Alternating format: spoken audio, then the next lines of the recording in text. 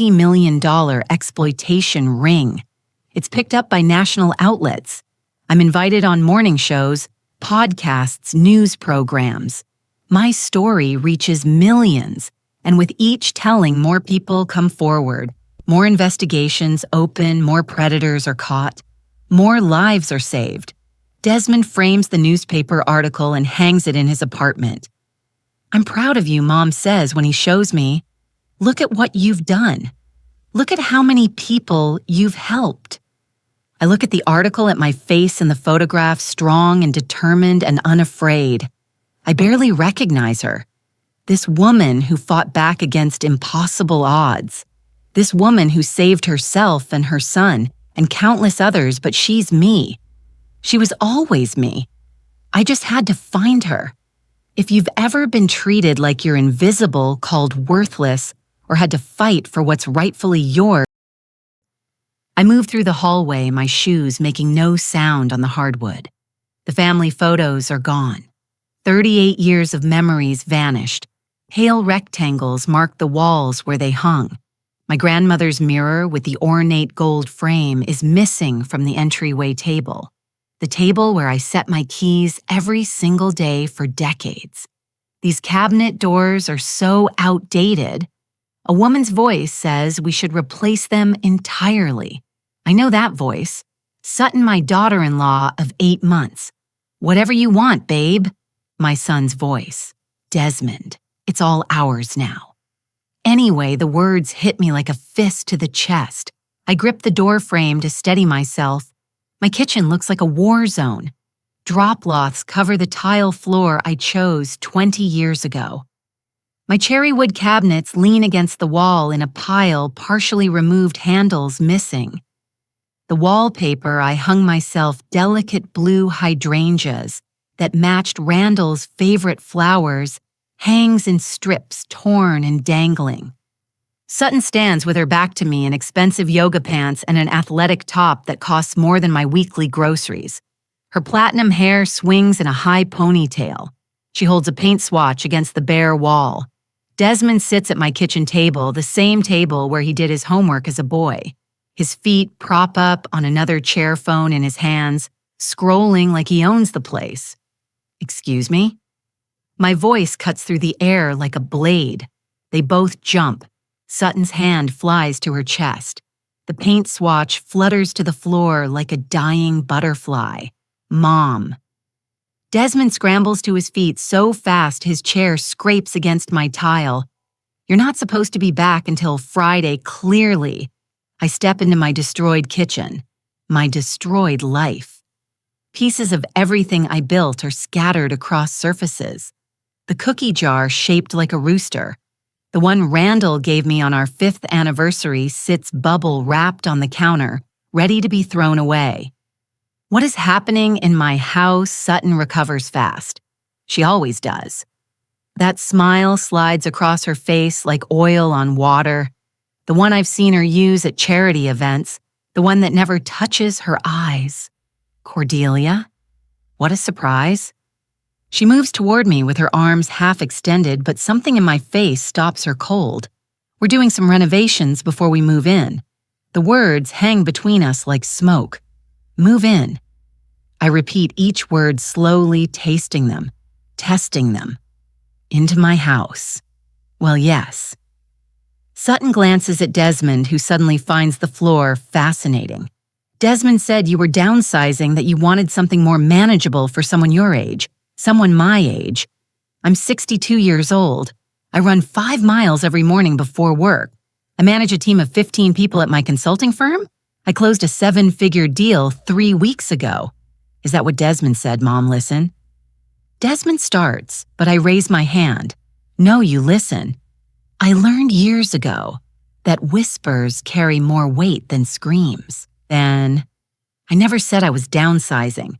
I never said anyone could move into my home. I certainly never gave permission for anyone to destroy my kitchen. Sutton's smile flickers like a dying light bulb. But Desmond has your power of attorney, he said. I gave Desmond a limited power of attorney to handle financial paperwork while I traveled for work. That document gives him zero authority over my real property.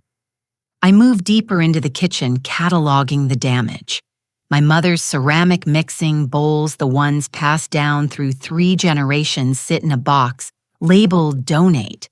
You've been in my house, going through my belongings, making decisions about my property without asking me. We were trying to help. Sutton's voice climbs higher. The pleasant mask cracks at the edges. This house is too big for you. You're getting older.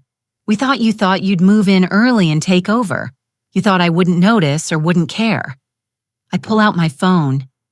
How long has this been going on? Desmond's face flushes crimson. Mom, we can explain. How long? 2 weeks. The words tumble out barely above a whisper. We've been working on it for 2 weeks. 2 weeks.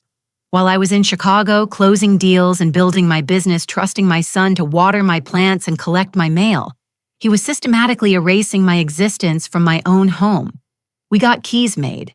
Sutton adds, like this explains everything. The locksmith on Main Street was very reasonable. I look at my son. Really look at him. When did he become this stranger, the boy who brought me dandelions from the neighbor's yard? The teenager who sobbed on my shoulder when his first girlfriend shattered his heart? The young man who held my hand at his father's funeral and swore we'd face life together? Get out. The words come out flat. Dead. Mom, be reasonable.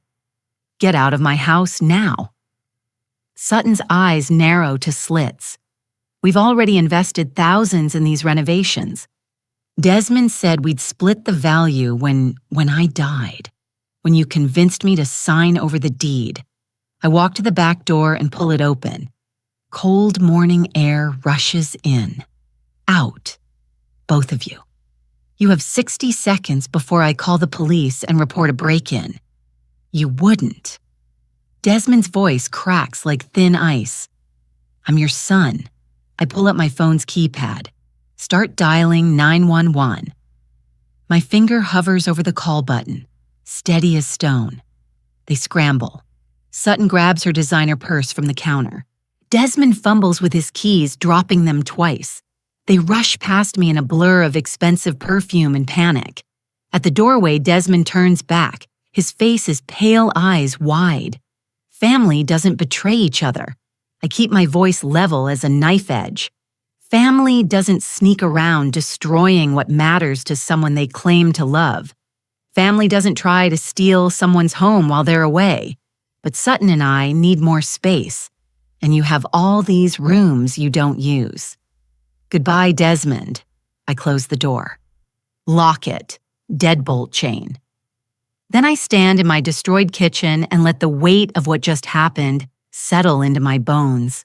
My hands shake as I walk through the rest of the house. The guest bedroom, Randall's old office where he spent hours reading, has been emptied. His books, his mahogany desk, his leather reading chair, all gone. In the master bedroom, my closet gapes half empty. My winter coats, my evening dresses, my mother's vintage jewelry box. They weren't just planning to move in. They were stealing from me, taking my belongings piece by piece, assuming I wouldn't notice or wouldn't fight back. I find the boxes in the garage, dozens of them stacked like monuments to my erasure. Labels mark each one.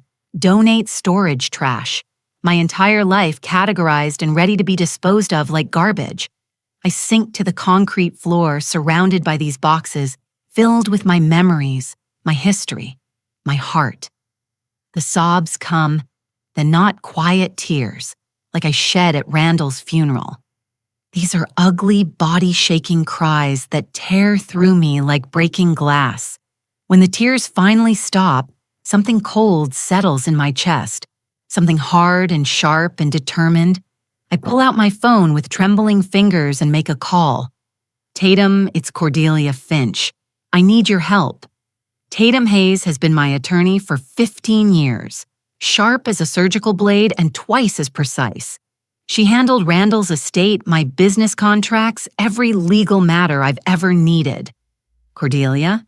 What's wrong? You sound upset. I tell her everything. The unauthorized entry, the renovations, the stolen property, the power of attorney. They tried to twist into something it wasn't. That son of a Tatum catches herself. I'm sorry. That's your son. I know. I need you to revoke the power of attorney immediately. I need the locks changed today. And I need documentation of everything that's been damaged or taken. Consider it done. Emergency paperwork filed within the hour. But Cordelia, there's something else we should discuss. My stomach tightens like a fist. What your estate planning, Desmond is currently your sole beneficiary. After what happened today, you might want to reconsider those arrangements. I look around at the boxes, at the pieces of my carefully maintained life, scattered like shrapnel. At the evidence of my son's calculated betrayal set up a meeting for this week. I want to make some changes. After hanging up with Tatum, I call a locksmith, then a restoration company to assess the damage. Then I walk through every room with my phone documenting everything, every missing photo, every damaged wall, every packed box, evidence-proof protection. My phone rings. Desmond. I let it go to voicemail. It rings again and again, 12 calls in 20 minutes. Then the texts start flooding in like poison. Mom, please answer. We need to talk. Sutton is really upset. You embarrassed her. This is ridiculous. We're family. You're being selfish. We need that house. The last one makes me laugh, a harsh, bitter sound that echoes in my empty living room. Need. They need my house, not want. Need. As if their desire for more space somehow erases my right to live in my own home. As if their comfort matters more than my security, my memories, my life. I block both their numbers. The locksmith arrives within an hour. Fitzgerald, his name tag reads, kind eyes, weathered hands. He doesn't ask questions when I explain. I need every lock changed immediately. He works quickly, installing new deadbolts on every door, new locks on the windows, changing the code on my garage door opener. Someone giving you trouble, ma'am. He hands me a set of shiny new keys. Not anymore. The restoration company comes next. 2 men with clipboards and cameras walk through the house taking notes, photographing damage, calculating costs. The kitchen alone will cost $15,000 to restore. The rest of the house adds another $8,000. Do you want to file a police report? One asks, tapping his pen against his clipboard. This looks like vandalism. Not yet. I have other plans forming. Plans that require patience and precision. That evening, I sit at Randall's old desk, the one I rescued from the garage boxes, and make lists. Everything Desmond and Sutton took, everything they damaged, everything they destroyed. Then I make another list. This one takes longer. It catalogs every way I've supported Desmond since he married Sutton, the down payment on their condo, the new car, the credit card I added him to for emergencies that now carries a $20,000 balance, the country club membership. I pull up my banking records and start adding numbers. The total makes my breath catch in my throat. $147,000. That's how much I've given them in 8 months of marriage. And they repaid me by trying to steal my home. My phone buzzes with a number I don't recognize.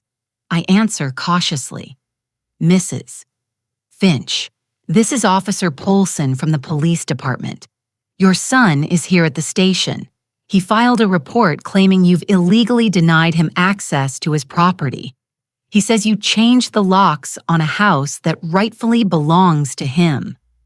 My grip tightens on the phone until my knuckles turn white. His property. Yes, ma'am.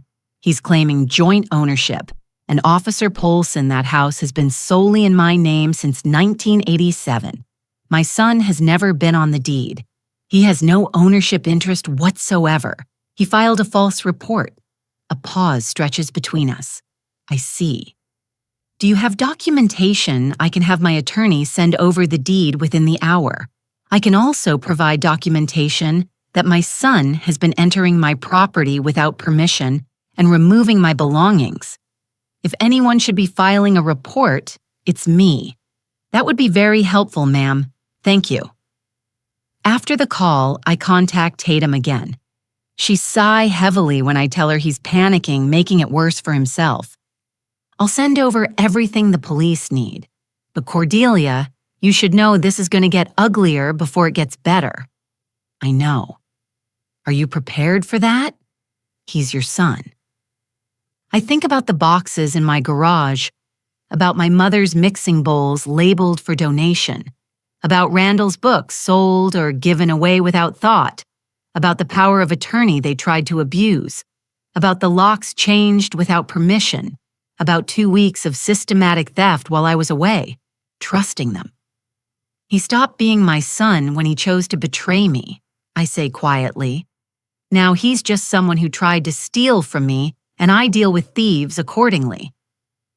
The next morning, I wake to pounding on my front door.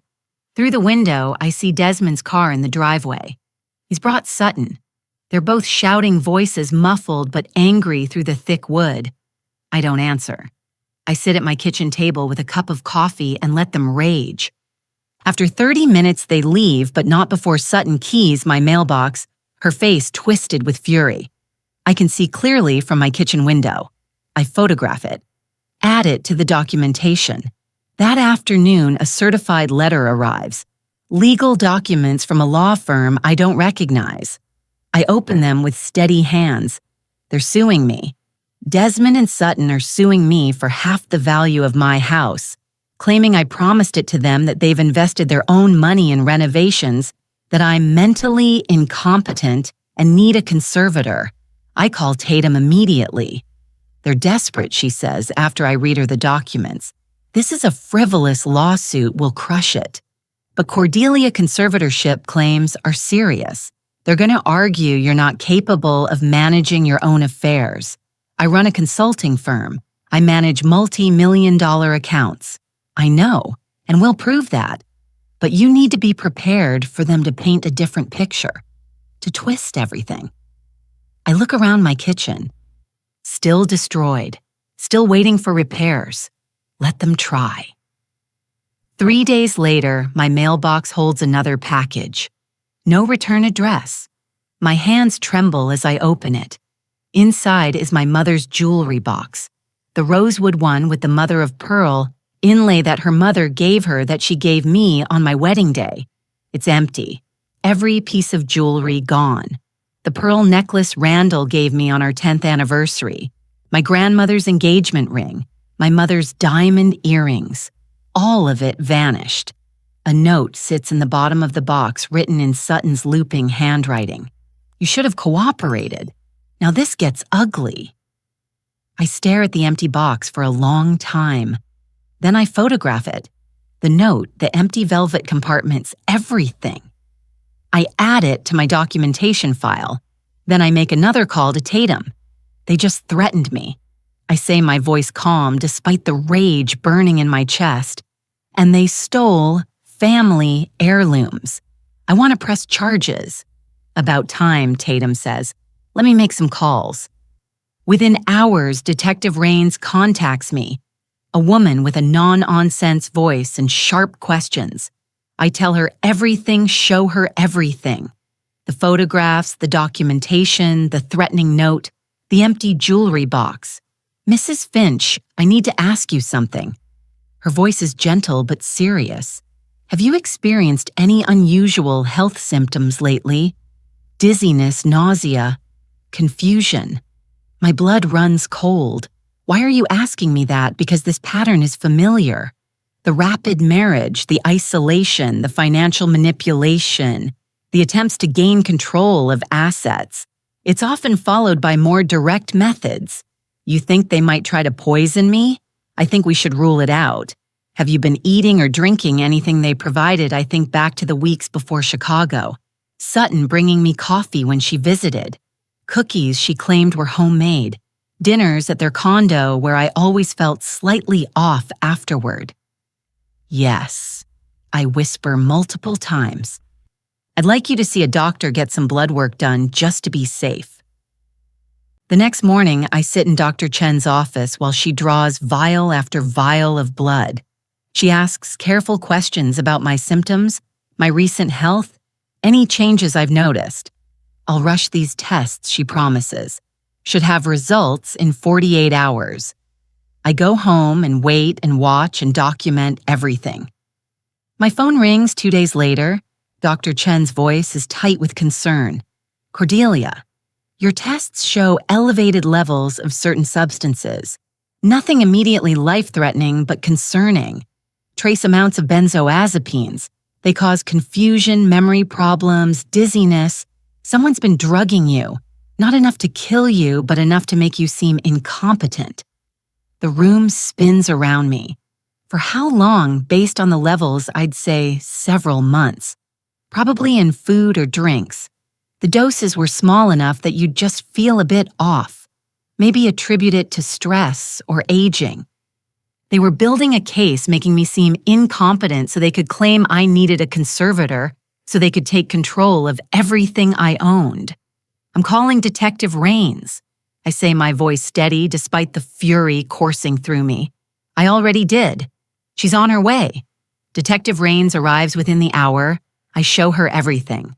The medical records, the timeline of symptoms, the timeline of Sutton's visits with food and drinks. This changes everything she says. Closing her notebook. "This is attempted elder exploitation. Possibly attempted murder depending on the doses. We need to move fast. What about Desmond?" My voice cracks, saying his name.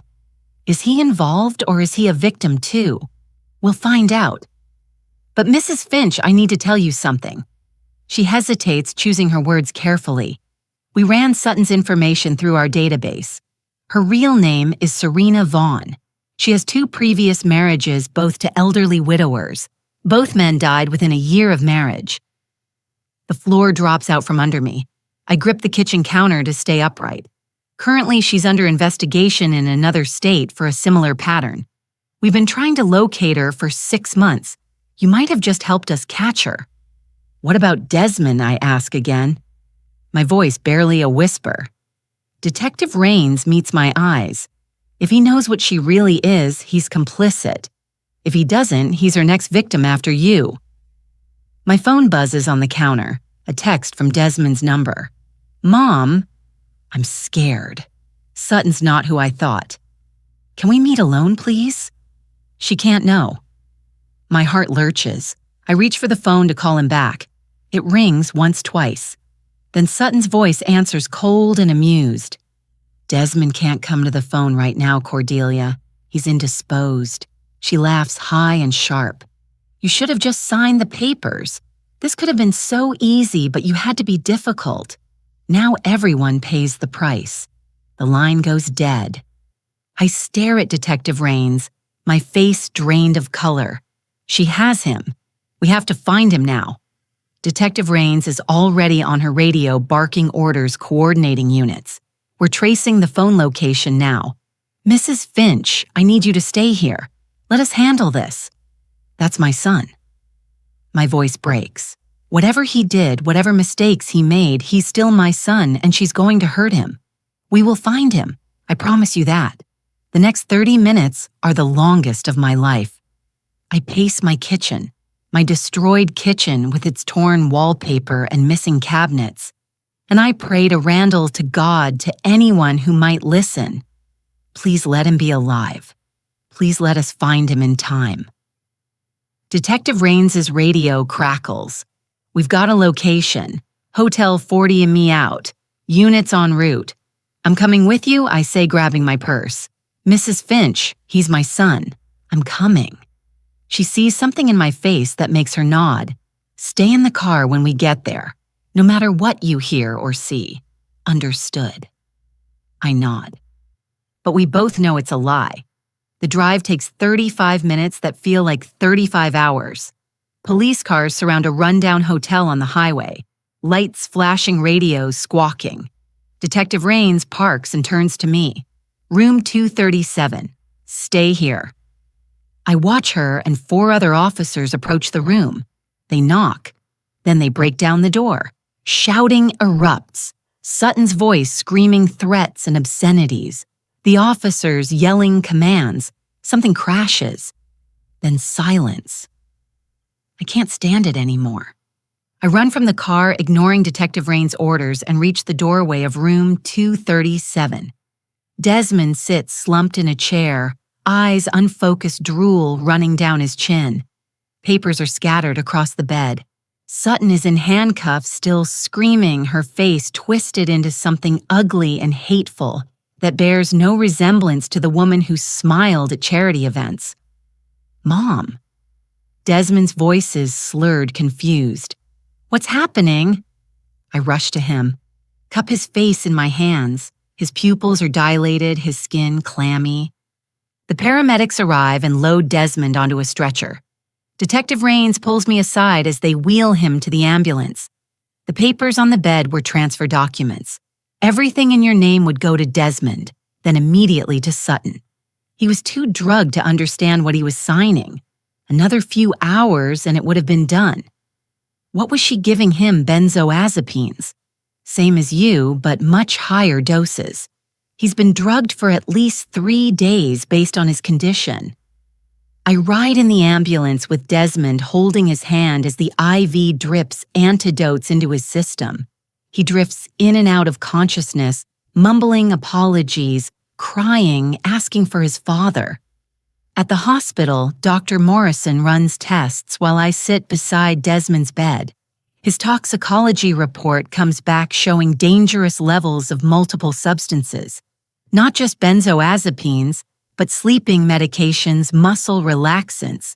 Enough to keep him compliant, but not enough to kill him outright. He's lucky you found him when you did, Dr. Morrison says quietly. Another day or two at these levels, and we'd be looking at permanent brain damage or worse. Desmond finally wakes fully around midnight. His eyes focus on me and tears spill down his cheeks. Mom, I'm so sorry. I'm so sorry. He's sobbing now, his whole body shaking. She told me you wanted to downsize, that you asked us to help, that you were getting forgetful and needed us to take over. I believed her. I believed everything. How long has she been drugging you? I asked gently. I don't know. Months, maybe. I kept feeling foggy tired all the time. She said it was stress from work. She made me coffee every morning. I never suspected. I never thought she could be. He chokes on the words. She said she loved me. She said we were building a life together. I know, sweetheart. I know. The house renovations. She said you approved everything. That you wanted us to get started while you were away. She had me believing I was helping you, that we were doing you a favor. His voice cracks. I destroyed your kitchen. I packed up Dad's things. I sold his desk. Mom, I'm so sorry. We'll fix it. All of it. The important thing is you're safe now. Detective Rains appears in the doorway. Mrs. Finch, we need to talk. We step into the hallway, leaving Desmond with a nurse. Sutton Serena made bail 2 hours ago. Detective Rains says her jaw tight with frustration. My blood turns to ice. How her mother posted it. A woman named Vivica Vaughn. She's been financing Serena's operations for years. We're building a case against both of them, but right now, they're out there. Are we safe? We've got a patrol car outside Desmond's room, and I'd recommend you don't go home alone for a few days. These women are dangerous, and they're not going to give up easily. I don't sleep that night. I sit in a chair beside Desmond's hospital bed, watching him breathe, grateful he's alive. The police officer stationed outside the door is a small comfort, but fear still crawls up my spine like ice. Around 3:00 in the morning, I hear footsteps in the hallway. Quiet, measured. The door opens slowly. I look up and freeze. Viva Vaughn stands in the doorway, a syringe in her hand. She's older than Sutton, late 50s maybe, with the same platinum hair and cold eyes. She smiles when she sees me, a smile that doesn't reach anywhere near her soul. This would have been easier if you just signed the papers, Cordelia, she says softly, stepping into the room. But you had to be difficult. You had to ruin everything. Where's the officer? My voice comes out steady despite my hammering heart. Taking a little nap, nothing permanent. Unlike what I have planned for your son. She advances toward Desmond's bed, syringe raised. Insulin. Such a tragic complication. Diabetic shock can happen to anyone in a weakened state. I launch myself from the chair and grab her arm. We struggle. And I'm 62 and she's younger and stronger. But I have something she doesn't. I have everything to lose. I scream loud and long and piercing. The syringe clatters to the floor as we grapple. Vivica's nails rake across my face, drawing blood. I don't let go. Can't let go. The door bursts open. Hospital security floods in, pulling Vivica off me. She's still reaching for the syringe, still trying to get to Desmond, screaming obscenities that echo down the hospital corridor. More police arrive. Detective Rains among them, her face pale with fury. The officer, I gasp, touching my bleeding face. Drugged but alive. He'll recover.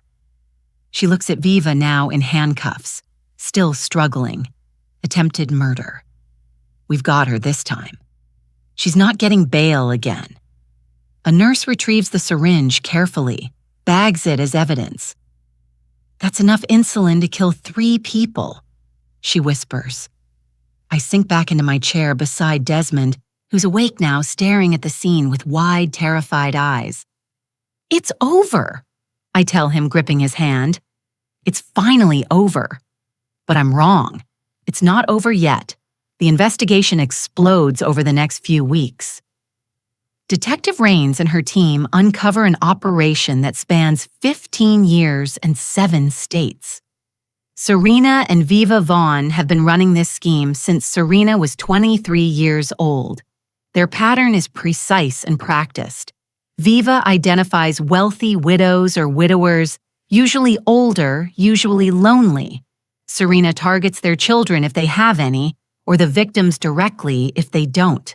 She love bombs them, isolates them from friends and family, gains their trust. Then she systematically drains their assets while drugging them to appear incompetent. Sometimes the victims die from accidents, sometimes from natural causes. Sometimes they're placed in care facilities where they die within months, confused and alone. Serena has been married 4 times before Desmond, not 2, as initially discovered. 4 times. 3 of her husbands are dead. The 4th is in a nursing home, barely able to remember his own name, while Serena drained his accounts and disappeared. The total they've stolen over 15 years exceeds $3 million. Most victims' families never suspected. The deaths were ruled natural or accidental. No one questioned the young widow who seemed so distraught at the funerals. You saved lives, Detective Rains tells me, during one of our many meetings by coming home early, by fighting back, by documenting everything. You probably saved dozens of future victims. But all I can think about is Desmond going through therapy 3 times a week, trying to process how thoroughly he was manipulated, how the woman he loved never existed, how he almost lost everything, including his life, because he trusted the wrong person. The trial begins 3 months after that night in the hospital. The courtroom is packed with media, with families of previous victims, with people who want to see justice finally served. Desmond has to testify. He's terrified the night before, shaking in my guest room where he's been staying since leaving the hospital. Mom. She whispered something to me when they arrested her at the hotel. A threat. She said if I testified, her associates would make sure you paid. What if she means it? I sit beside him on the bed, taking his hand like I did when he was small and afraid of thunderstorms. She has no associates, no backup plan, no escape. That's what manipulators do, sweetheart. They make you believe they have power even when they have nothing. It's their last weapon. Don't let her keep that power over you. The next day, Desmond walks into that courtroom and tells the truth. Every painful detail. How Serena approached him at an art gallery seemed to share all his interests made him feel seen and special. How she isolated him from his friends, always with reasonable excuses. How she convinced him I was declining mentally, that I needed help, that moving into my house was an act of love. How she drugged his coffee every morning for months.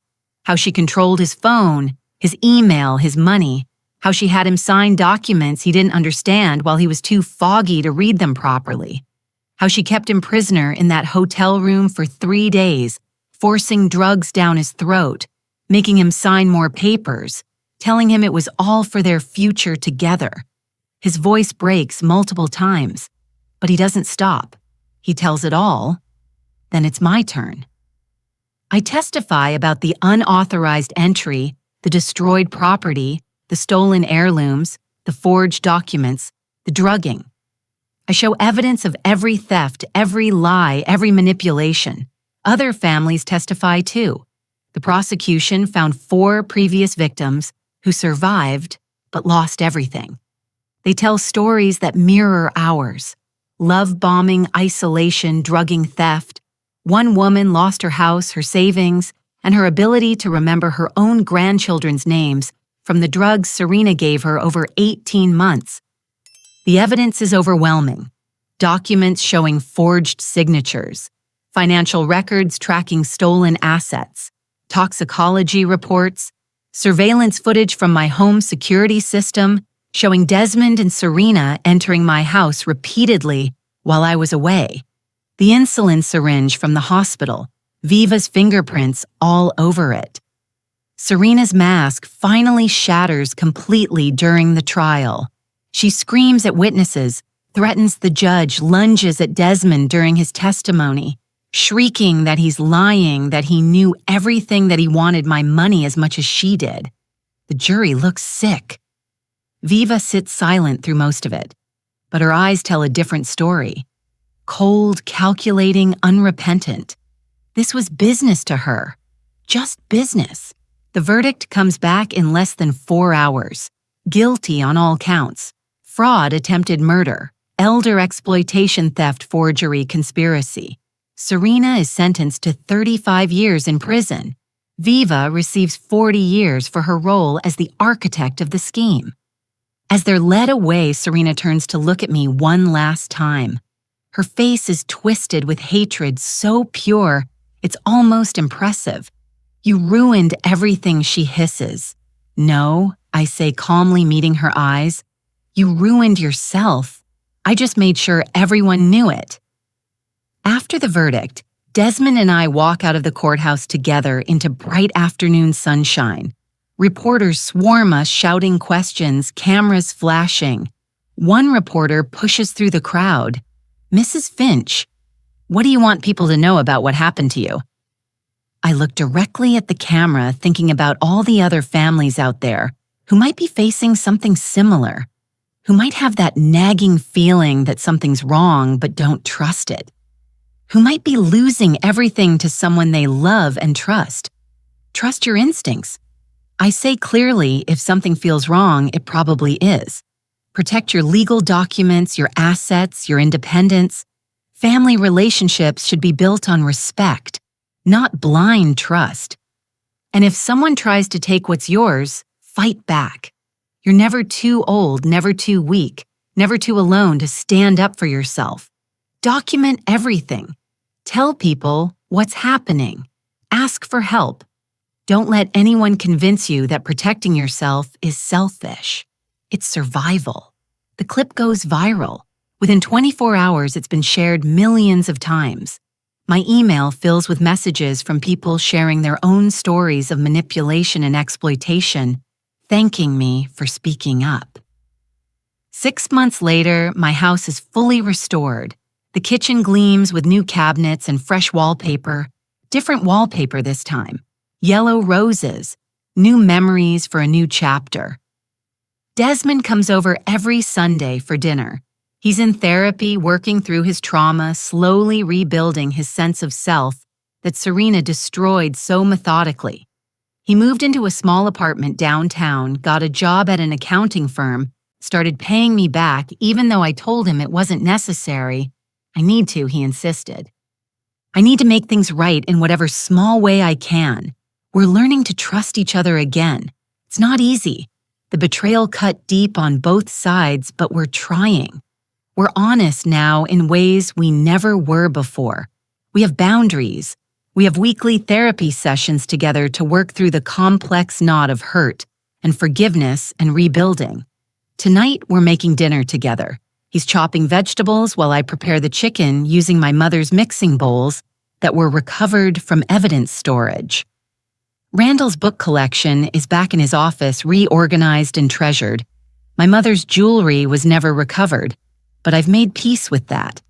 They were things, beautiful things, meaningful things, but just things.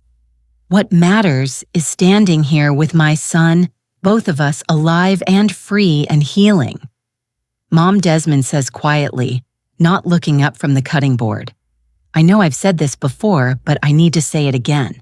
I'm sorry for all of it, for not seeing through her lies, for hurting you, for almost losing you. I know, sweetheart. And I'm sorry, too. Sorry I didn't see the signs sooner. Sorry I didn't protect you better. You saved my life. He sets down the knife and looks at me with tears in his eyes. She was going to kill me once she got everything. Detective Raines confirmed it. I would have been another tragic accident. But you came home early. You fought back. You saved me even when I didn't deserve saving. You always deserve saving. You're my son. That didn't change even when everything else did. We stand there in my restored kitchen, and for the first time in months, it feels like home again. Later that evening, after Desmond leaves, I go into Randall's office. I've been avoiding his desk, even though it's back where it belongs. Too many memories, too much grief that I haven't fully processed, but tonight I sit down and open the bottom drawer to put away some papers. There's an envelope tucked in the back, yellowed with age. My name written on the front in Randall's handwriting. My hands shake as I open it. The letter inside is dated 2 weeks before Randall died, before his heart attack, before everything changed. My dearest Cordy, it begins, and my eyes fill with tears at his nickname for me. If you're reading this, then I'm gone. And I'm so sorry I had to leave you. I wanted more time, more years, more Sunday mornings and quiet evenings and all the small moments that make up a life. But I'm writing this because I've been having chest pains and I know my time might be shorter than we planned. And I worry about you being alone, about someone taking advantage of your kind heart. You've always seen the best in people, and I love that about you. But it also makes you vulnerable. So I want you to know something, and I want you to remember it if things ever get hard. You're stronger than you know. You have steel in your spine that most people never see because you wrap it in kindness and grace. But it's there. I've seen it. When you fought for our home when the bank tried to foreclose, when you built your business from nothing, when you faced down that corrupt contractor who tried to cheat us. If someone ever tries to take advantage of you, I know you'll fight back. I know you'll protect yourself the way you always protected our family. You're a warrior, Cordelia. Even if you don't always see it yourself, don't let anyone make you feel weak or foolish or incapable. Don't let anyone steal what we built together. This house, our life, our memories, they matter. You matter. And if you ever need courage, remember this. I'm proud of you. I've always been proud of you. I'll always love you. Make them regret underestimating you. Forever yours, Randall. I sit in his office clutching the letter, crying the way I couldn't let myself cry at his funeral, that I'd face something that would test everything I am. And he was right. I am stronger than I knew. I fought back. I protected what mattered. I saved my son and myself and countless others who would have been Serena's future victims. I frame the letter and hang it on the wall above Randall's desk. A reminder, a promise kept. 2 weeks later, I'm speaking at an elder protection seminar downtown. The room is packed with seniors with adult children worried about their aging parents, with professionals who work with vulnerable populations. I tell my story, all of it. The good parts and the ugly parts, the fear and the fury and the fight. I explain the warning signs of financial exploitation, the patterns of manipulation, the importance of documentation and legal protection. If you've ever been betrayed by someone you trusted, I say to the crowd, if you've ever had to fight for what's rightfully yours, if you've ever had to choose between being kind and being strong, know that you can be both. Protecting yourself isn't selfishness, it's survival. Setting boundaries with family isn't cruel, it's necessary. Fighting back when someone tries to steal your life isn't revenge, it's justice. The applause is thunderous. People line up afterward to share their stories, to ask for advice, to thank me for speaking up. One woman, probably in her 70s, grips my hand with tears streaming down her face. My son's girlfriend has been pushing me to add her name to my house deed. I knew something felt wrong, but I thought I was being paranoid after hearing you. I'm calling my lawyer tomorrow. Good, I tell her firmly. Trust that feeling. Protect yourself. A month later, she emails me. She followed through, had the lawyer investigate, found out the girlfriend had 2 previous relationships with elderly men, both of whom died after signing over their assets. The police are investigating now. Another life saved. Another predator stopped. That's what I do now. In addition to my consulting work, I speak. I educate.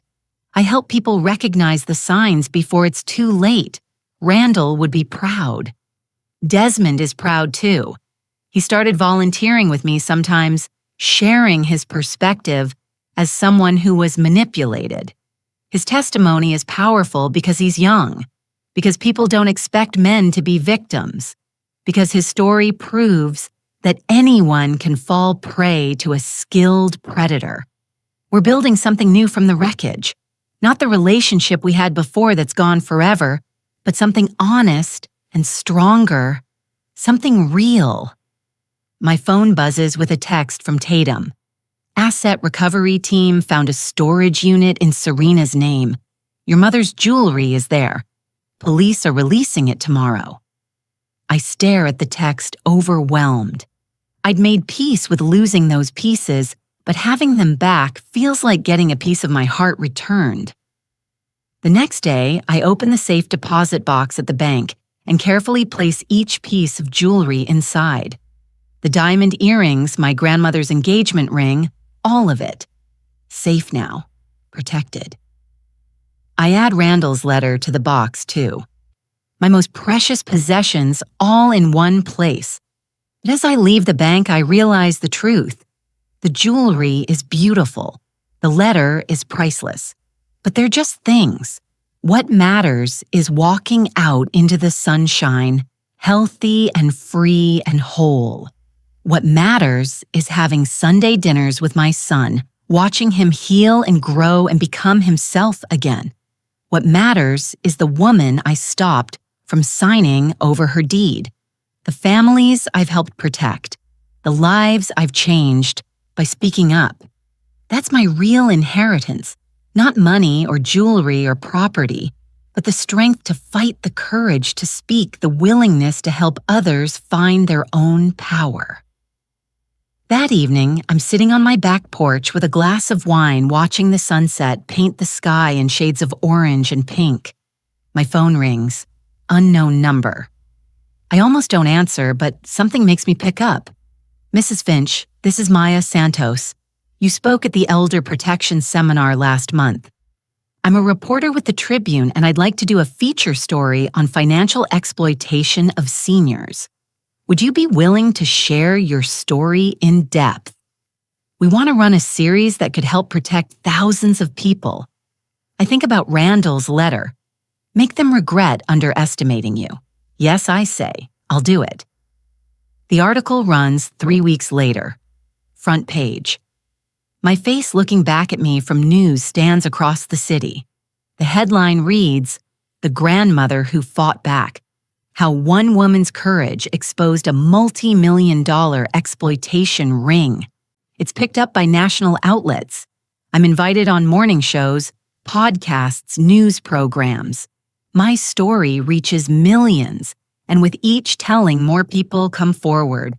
More investigations open, more predators are caught, more lives are saved. Desmond frames the newspaper article and hangs it in his apartment. "I'm proud of you," Mom says when he shows me. "Look at what you've done. Look at how many people you've helped." I look at the article at my face in the photograph, strong and determined and unafraid. I barely recognize her. This woman who fought back against impossible odds. This woman who saved herself and her son and countless others, but she's me. She was always me. I just had to find her. If you've ever been treated like you're invisible, called worthless, or had to fight for what's rightfully yours, you still have power. Your story isn't over just because someone tried to write your ending. You get to decide how this goes. You get to fight back. You get to win. To anyone going through their own battle right now, your comeback is already being written. Stay quiet when you need to. Stay sharp always, and let your actions speak louder than their lies. You're not finished. You're just getting started.